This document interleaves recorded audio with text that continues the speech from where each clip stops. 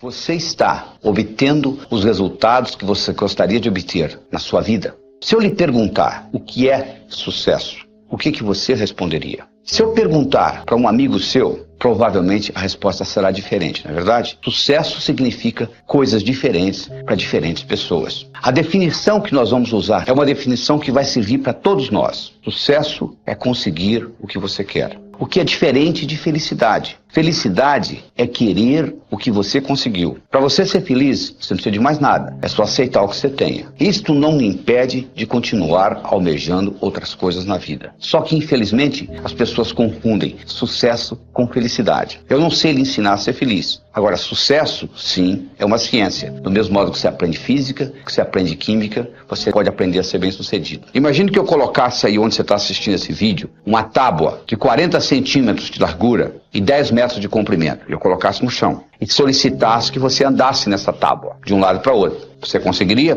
Provavelmente sim, né? Não tem problema nenhum andar de um lado para o outro. Agora eu pegaria essa tábua e colocaria essa tábua entre os dois prédios mais altos de Nova York, 108 andares. E agora eu solicitaria que você atravessasse essa tábua de um lado para o outro. Você faria? Provavelmente não. Mas fisicamente você consegue fazer. Você não fez lá, não andaria no chão? O que acontece? Imediatamente vai aparecer no seu cérebro o chamado self-talk. Olha, você vai escorregar, ó, você vai cair, ó, vai ventar. Não é verdade? Você nunca deixou de fazer nada na vida porque o seu peito doeu, ou porque o seu braço doeu, ou porque a sua perna doeu.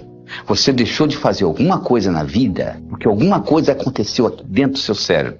Não é verdade? Sabe como é que eles treinam o elefante? Eles pegam uma corda, amarram no elefante, amarram numa árvore. Ele tenta sair e não consegue. Tenta sair e não consegue. Tenta sair e não consegue. Ele desiste. Isso quando ele é bebê.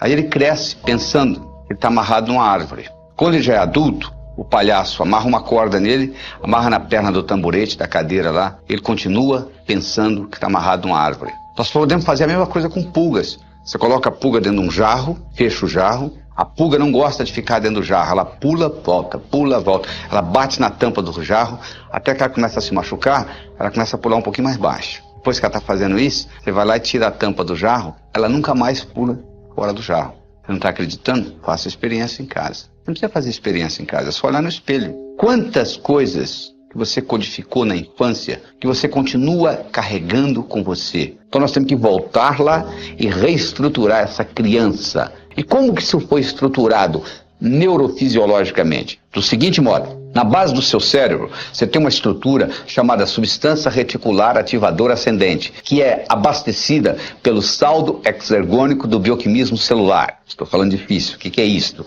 Significa que se eu levanto a mão, eu libero mais energia do que é necessária para levantar a mão. Parte dessa energia vai pelo sistema nervoso e ativa essa substância que ativa o cérebro. Então o seu cérebro se mantém acordado graças à substância reticular ativadora ascendente. A segunda função da substância reticular ativadora ascendente é funcionar como se fosse uma secretária executiva do seu cérebro. O seu cérebro não pode prestar atenção em mais do que 5 a 9 coisas de cada vez. Você não estava prestando atenção no dedão do seu pé direito, até que eu falei, nem tampouco na ponta do seu nariz, nem no lóbulo da orelha esquerda, e assim por diante. Porque você não pode prestar atenção em tudo isso, no que eu estou falando, na temperatura da sala. Opa, peraí, tem que ter uma prioridade.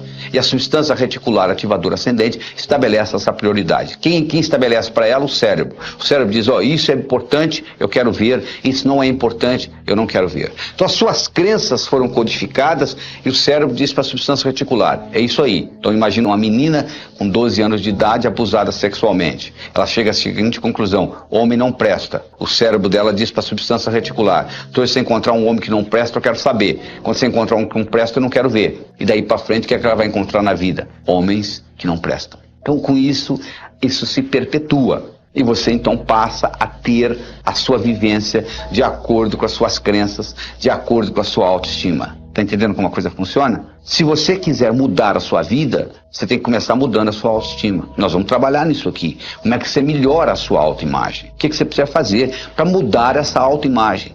O que você precisa fazer para modificar essa janela da substância reticular ativadora ascendente e, consequentemente, mudar a sua percepção? Mudando a sua percepção, você muda a sua realidade. Porque as coisas são simples. Nós somos animais linguísticos. Linguagem nos diferencia dos outros seres e nos faz humanos. Nós temos dois tipos de linguagem. Nós temos uma linguagem que gera ação e uma linguagem que não gera ação. Se eu disser para você, a temperatura dessa sala está quente, mudou alguma coisa no universo? Absolutamente nada. A temperatura continua a mesma, não é verdade? Isso é uma linguagem que não gera ação. Agora, se você estivesse aqui e eu dissesse para você, segura essa caneta, por favor, e você segurasse, a caneta teria passado da minha mão para a sua. O que aconteceu? Aconteceu uma ação. Essa linguagem, solicitação, gerou uma ação. Você quer ver uma outra linguagem que gera ação? Declaração. Se você vai perante um juiz, homem e mulher, e o juiz diz, eu declaro vocês marido e mulher, e 5 segundos depois que ele acabou de dizer isso,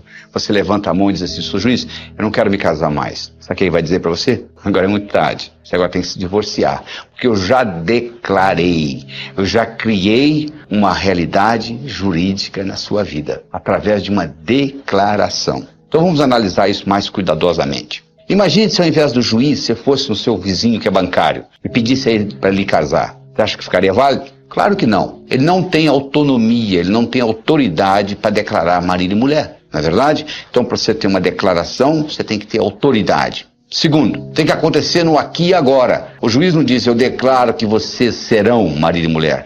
O juiz diz, eu declaro que vocês são.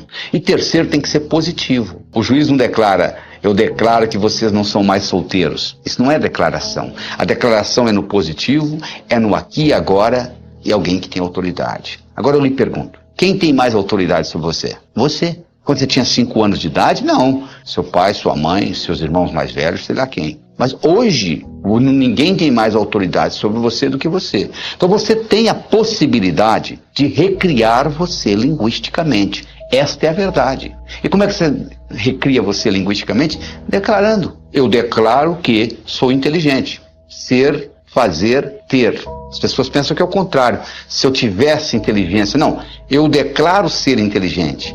Eu passo a fazer o que gente inteligente faz. Eu passo a ter inteligência. Eu declaro ser próspero. Eu passo a fazer o que gente próspera faz. Eu passo a ter prosperidade. Por isso que o ser vem antes do ter. Porque se você tiver o ter sem o ser, não pertence a você. Eu declaro ser a força criadora na minha vida. Significa que tudo que ocorrer de bom e tudo que ocorrer de ruim, eu sou responsável. Eu declaro ser saudável, fisicamente, mentalmente, emocionalmente, espiritualmente. Eu declaro ser sincero para comigo mesmo. Eu declaro ser livre. Significa que eu sou livre, você é livre. Eu tenho direito de pensar o que eu quiser, você tem o direito de pensar o que você quiser. Então, à medida que você vai fazendo isto, você vai mudando a cibernética do seu cérebro. O seu cérebro trabalha ciberneticamente. Cibernética é a disciplina que estuda sistemas autônomos. Se eu coloco um ar-condicionado numa sala e coloco um termostato no ar-condicionado dessa sala e coloco uma temperatura 21 graus Celsius, eu coloquei inteligência numa máquina. Sabe por quê? O ar-condicionado dessa sala vai ligar e desligar independente da minha presença física. Sabia disso? Independente da minha presença física. Porque agora ele vai usar a temperatura da sala como retroalimentação. Nós também temos os nossos termostatos. Você tem um termostato para dinheiro.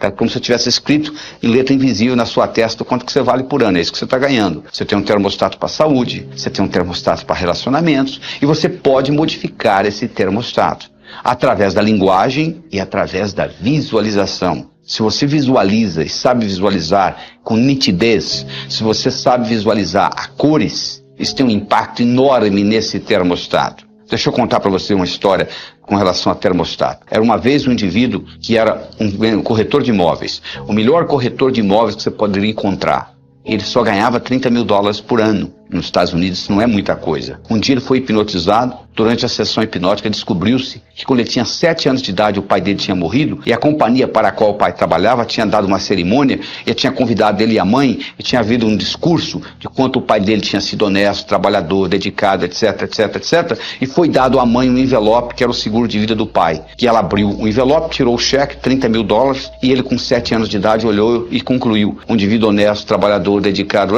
vale $30 mil por ano, ele concluiu. Trazido de volta da sessão hipnótica e trabalhado com essa tecnologia que eu estou trabalhando com você aqui agora nesse vídeo, esse indivíduo na semana seguinte dobrou o que ele ganhava, na semana seguinte ele triplicou, na semana seguinte ele quadruplicou. Um ano depois, ele ganhava $1 milhão por ano, fazendo o que ele sempre soube fazer, levantando a mesma hora que ele sempre levantou, indo dormir a mesma hora que ele sempre foi dormir. Sabe o que mudou? O termostato dele. Essa é que é a diferença, que faz a diferença. É essa mudança de termostato.